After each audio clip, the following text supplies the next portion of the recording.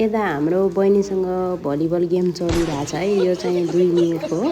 2 मिनेटमा जसले खचाल्छ उसले 500 रुपियाँ तिर्छ, जसले जित्छ उसले 500 रुपियाँ लान्छ। हाम्रो चाहिँ गेम चलिरह है यता। सबैजनाले हेरिदिनु होला। तर मलाई चाहिँ खेल्न चाहिँ आउँदैन, उसलाई चाहिँ आउँछ कि ऊ चाहिँ अब पढ्छ नि त, उता गेमहरू खेल्न जान्छ। म चाहिँ खेल्दिनँ। म चाहिँ योभन्दा 13 वर्ष अगाडि चाहिँ खेल्थेँ कि स्कुलतिर बिहे नगर्ने बेला चाहिँ खेल्थेँ म चाहिँ। अहिले चाहिँ खेल्दैन है। बल हेरेर डर लाग्छ, तर त्यही पनि म हार मान्दिनँ। अब यो कोही के बलहरू त खासै त्यस्तो त हुँदैन, त्यही पनि म हार चाहिँ मान्दिनँ है, खेल्छु नै। त्यतिको चाहिँ मेरो आँट चाहिँ छ, अरू नभए पनि है। सबैजनाले नराम्रो चाहिँ नसोचिदिनु होला, टाइम पास हो यो चाहिँ है, रमाइलो। हामी 2 बहिनी चाहिँ रमाइलो गरेको।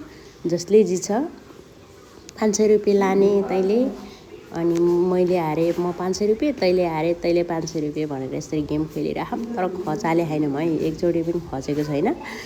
तर मेरो बहिनीले चाहिँ बारीबाट हेरिराख के, दर्शक हो नि त त्यो चाहिँ। अब लास्टमा